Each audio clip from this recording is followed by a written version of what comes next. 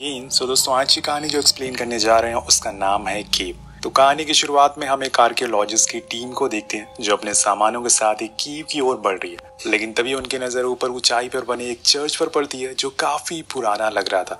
उसी को देखने के लिए टीम अंदर जाती है जहाँ उन्हें पुराने जमाने की कई सारी चीजें देखने को मिलती है, जिसे देखते ही वो उसमें खो जाते हैं। अब ये सब देखकर उनके अंदर और जिज्ञासा बढ़ती है और चीजों को ढूंढने की, इसलिए वो और अंदर जाते हैं और चर्च के फ्लोर पर एक धमाका करते हैं ताकि वो नीचे जा सके। लेकिन इससे पहले ही वो बारूद फट जाता है और एक तेज का झटका पैदा होता है और देखते ही देखते वो पूरा चर्च ढह जाता है। क्योंकि वो पुराना बना हुआ था, अब पूरी टीम जाकर नीचे गिरती है, लेकिन उन्हें ज्यादा कुछ चोट नहीं आती।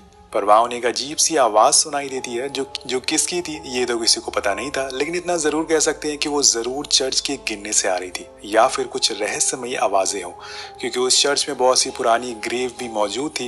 वेल, यहाँ से सीन शिफ्ट होता है और हम एक और आर्कियोलॉजिस्ट की टीम को देखते हैं जो अब उसी केव में जाने की तैयारी में है। यहाँ हम आपको बता दें कि ये पिछले वाली टीम के 4 साल बाद का समय है, लेकिन यहाँ किसी को पता नहीं चला कि आज तक वो पिछली वाली टीम कहाँ गई। अब ये टीम जब नीचे जाती है तो इन्हें वहाँ काफी गहरा पानी मिलता है, जिसके अंदर जाने के लिए इन्हें ट्रेनर स्कूबा डाइवर की जरूरत पड़ेगी। इसलिए टीम का हेड डॉक्टर निक एक बेहतरीन स्कूबा डाइवर की टीम से बात करता है और बताते हैं आपको एक ऐसी जगह जाना है जहाँ आज से पहले कई लोग जा चुके हैं, लेकिन बहुत ही कम लोग वहाँ से वापस आ पाए। अब ये सुनकर वो टीम थोड़ा घबरा जाते हैं, लेकिन उन्हें इसके लिए काफी मोटी रकम मिलने वाली थी और अपने सामानों के साथ स्पॉट पर आने के लिए रवाना हो जाते हैं। जब वो साइट पर पहुंचते हैं तो वहां उन्हें कुछ पुराने जूते भी मिलते हैं जो उन्हीं आर्कियोलॉजिस्ट टीम के थे जो सालों पहले यहाँ पर आई थी। वहीं टेलर जो कि डाइवर टीम का मेंबर होता है वो डॉक्टर कैथरीन से मिलता है और उन्हें कुछ इक्विपमेंट दिखाता है। ये देखकर कैथरीन काफी इंप्रेस होती है। इसके बाद रात में दोनों टीम के मेंबर आपस में प्लान को डिस्कस करते हैं, जिसमें जैक अपनी टीम को बताता है कि हम इस केव में 18 दिनों तक रहेंगे, वहाँ मौजूद सारी चीजों को एक एक करके ऊपर भेजेंगे, इसलिए हमें अपने सारे सामानों को पहले से चेक कर लेना है ताकि कल कोई गड़बड़ ना हो। तभी वहाँ डॉक्टर निकोली आती है और उन्हें कुछ चीजें दिखाती है जो कि केव के अंदर से मिली थी, जिसमें से कुछ एंटीक आर्ट्स भी थे, जिसमें साफ दिख रहा था कि ये पिक्चर जरूर किसी भयंकर चीज की हो या फिर किसी भयानक जीव की हो। इसके बाद वो उन्हें कहानी भी बताते हैं जो पास के ही टाउन वालों में बहुत ही मशहूर है। वो कहानी ये थी, सालों पहले जो इस शहर का राजा था वो एक बार इस केव के अंदर गया था क्योंकि उसे खबर मिली थी यहाँ कई टन गोल्ड छुपा हुआ है। लेकिन जब वो अंदर गया तो वहाँ उसका सामना किसी अद्भुत चीज से हुआ, जिसके बाद वो कभी ऊपर नहीं आ पाए। अब यहाँ जैक की टीम को इन सब बातों पर यकीन नहीं था क्योंकि ऐसी कहानियां हर पुराने खंडर की होती है, लेकिन निकोली जिस तरह से ये सब बता रहा था उसे ये साफ पता चल रहा था कि जरूर इस बात में थोड़ी सच्चाई है और इसीलिए उन्हें संभल कर नीचे जाना होगा।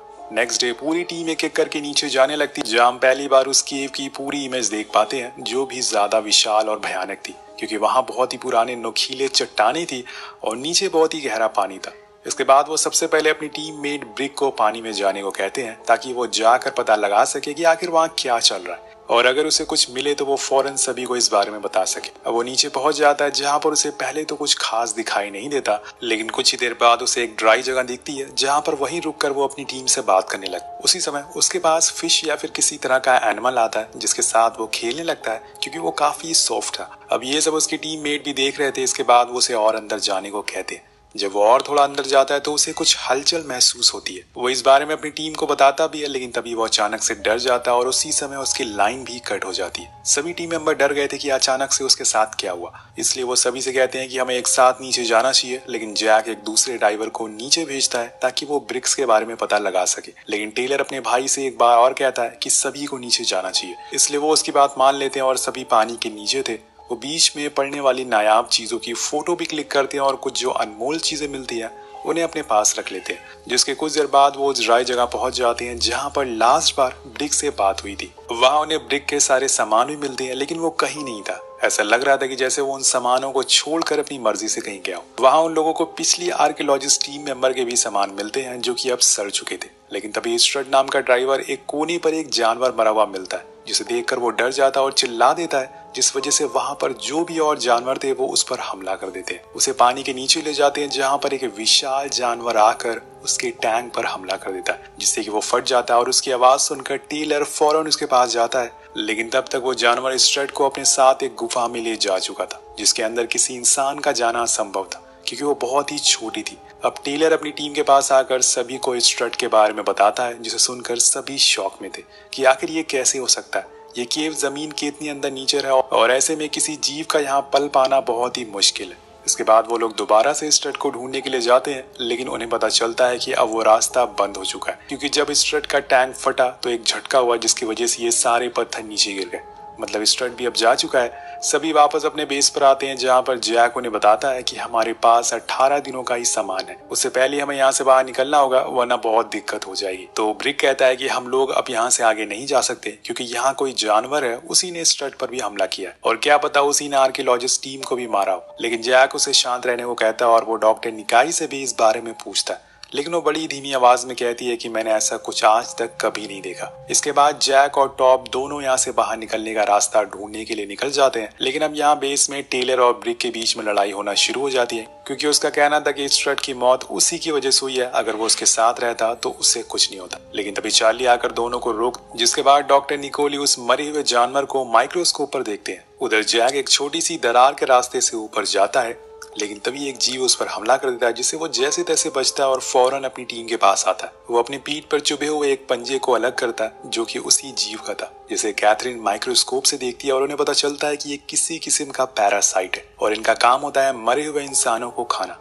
इनके सूंघने और सुनने की शक्ति बहुत ही कमाल की होती है, लेकिन ये जीव इतने बड़े कैसे हो गए ये किसी को पता नहीं चलता। तभी डॉक्टर निकोली कहती है कि जरूर यहाँ पे कई 100 सालों से पल रहे होंगे, क्योंकि ये गुफा काफी पुरानी है और इनके अलावा यहाँ पर कितने जीव हैं किसी को पता नहीं है। ये सब सुनने के बाद जैक कहता है कि हमें यहाँ से अब चलना चाहिए, लेकिन क्लियर उसे रुकने को कहती है क्योंकि उसे काफी चोटें आई थी जिसमें से खून भी निकल रहा था। अब डॉक्टर भी उसे मना करते हैं, लेकिन वो नहीं मानता और सभी को लेके दूसरे रास्ते की खोज में निकल जाता है। लेकिन यहाँ वो एक बहुत बड़ी गलती कर देता है जो उसके साथ साथ उसके साथियों की भी जान ले सकता है। देखते हैं कि आगे क्या होता है। अब सभी लोग आगे बढ़ रहे थे, लेकिन इसी दौरान उन्हें बीच में पिछली वाली टीम मेंबर की हड्डियां मिलती हैं, जिसमें उसी जीव के दांतों के निशान थे। इसके बाद जैक के बताए हुए रास्ते पर वो सभी आगे बढ़ रहे थे, लेकिन यहाँ हम नोटिस करते हैं कि जैक की अब वो चोट बढ़ने लगी थी, उसमें अजीब तरह का इन्फेक्शन होने लग गया था और इस बात पर ध्यान ना देते वो सभी एक चट्टान के ऊपर चढ़ रहे थे। लेकिन तभी टॉप कहता है कि हमें शायद ये गलत रास्ते पर जा रहे हैं, क्योंकि मुझे कोई भी पानी की आवाज नहीं आ रही। लेकिन जैक कहता है कि मुझे आ रही है और कुछ ही देर बाद उन्हें पानी मिल भी जाता है, जिसके अंदर जैक फ्लेयर डालकर चेक करता है कि पानी की गहराई कितनी है। और इसी दौरान उसके एक टीममेट से लड़ाई भी हो जाती है, क्योंकि वो सभी चीजों को रिकॉर्ड कर रहा था। वो उसका कैमरा पानी में फेंक देता है। इसके बाद वो सभी को बताता है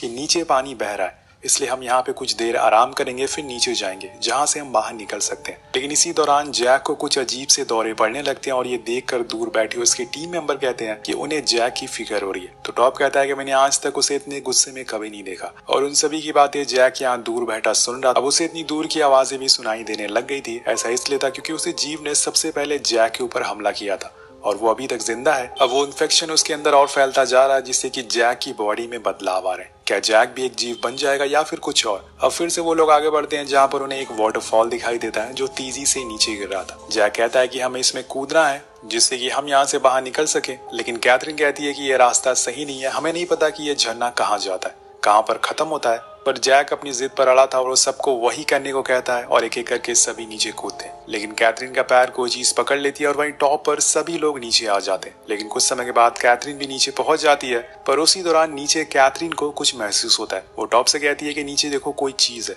जब वो नीचे देखता है तो वहां उसे एल फिश दिखाई देती है जो उनके पास घूम रही थी।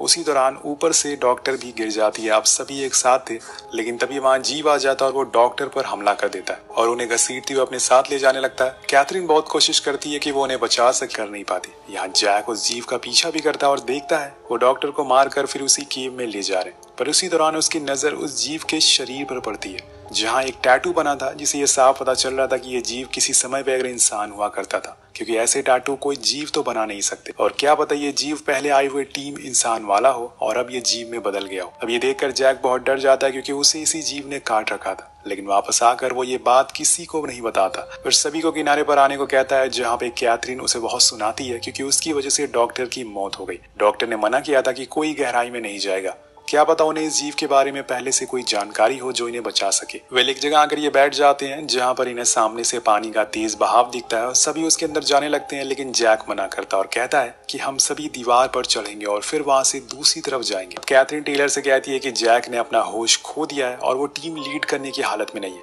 लेकिन टेलर उसकी बात अनसुनी कर देती है। अब जैक और टेलर दोनों चट्टान पर चढ़ने के लिए रेडी थे, पर उनसे पहले चार्ली वहां पर चढ़ जाती है और ऊपर पहुंच जाती है। लेकिन उसी समय उसे वो जीव दिख जाता है और यहाँ हम पहली बार उसे इतने करीब से देख पाते हैं, जो कि बहुत ही विशाल और खूंखार था। अब वो चार्ली पर हमला करता है, लेकिन वो नीचे कूद जाती है और लटक जाती है, पर वो जीव उड़कर उसके पास आता है और उसे पूरी तरह से कवर कर लेता है। अब यहाँ चार्ली के पास कोई ऑप्शन नहीं होता, इसलिए वो अपने सिलेंडर में आग लगा देती है, जिससे कि वो जीव जलकर नीचे गिर जाता है, पर इससे चार्ली की भी मौत हो जाती है। अब ये देखकर सभी टीम मेंबर टूट जाते हैं। वो एक एक करके अपने साथी को खोते जा रहे थे। तो जब जैक उसकी बॉडी को उठाकर लाता है, ये देखकर सभी लोग बहुत ही गुस्से में आ जाते हैं। लेकिन यहाँ हम एक और चीज नोटिस करते हैं कि जैक की बॉडी भी अब ट्रांसफॉर्म होने लगी है, जैसे कि मैंने आपको पहले भी बता दिया था। और ये चीज कैथरीन बहुत देर से नोटिस कर रही थी, इसलिए वो उसे कहती है कि तुम्हें अब लीड करना छोड़ देना चाहिए, अब से टीम लीड मैं करूंगी।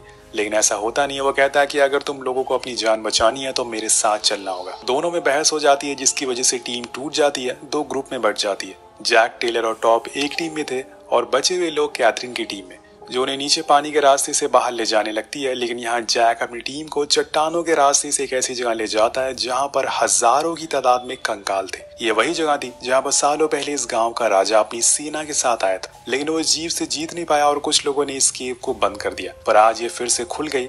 इसके बाद वो नोटिस करते हैं कि वहाँ एक जगह से ठंडा पानी आ रहा है, यानी कि वहाँ से बाहर निकला जा सकता है। वो सभी को वापस लेने के लिए जाते हैं, लेकिन उसी समय उसे एक दौरा आता है, जिसे देखते हुए टेलर कहता है कि तुम यहीं रुको, मैं उन्हें लेकर आता हूँ। उधर दूसरी ओर कैथरीन और उसकी टीम एक जगह पर पहुंच गई थी, लेकिन तभी वो जीव ब्रिक पर हमला करता है, जिसे देखकर एलेक्स और कैथरीन वहां से भाग जाते हैं। इधर टेलर बचते बचाते कैथरीन की टीम को ढूंढ रहा था, जहां पर उसे ब्रिक मिलता है, लेकिन तभी एक जीव आकर उसे एक दरार में खींच ले जाता है। वो उसके पीछे पीछे जाता है, लेकिन तब तक बहुत देर हो गई थी। मदर टाइम वो कैथरीन की लोकेशन उसे बता देता है, जिसके बाद वो फौरन उसके पास पहुंचता है और उन दोनों को लेकर जैक के पास, जहाँ जैक उनसे कहता है कि तुम्हें पानी के रास्ते से बाहर जाना होगा। लेकिन वहां भी उनका सामना बहुत सारे जीवों से होता है। तभी कुछ सिलेंडर नीचे गिर जाते हैं, जिसकी आवाज से वो जीव एक्टिव हो जाते हैं और एलेक्स के पीछे पड़ जाते हैं और यहाँ वो उसे भी मार डालते हैं। वहीं बचे हुए लोग पानी में छुप जाते हैं ताकि वो उन्हें देख ना सके, लेकिन ऐसा हो नहीं पाता और वो उन्हें भी ढूंढ लेते हैं, क्योंकि वो जीव सालों से यहाँ पर रहते हुए आ रहे हैं। तब जैक उन सभी जीवों से लड़ता है, क्योंकि उसके पास कुछ पावर्स आ गई थी। उसके अंदर भी उन्हीं का खून था।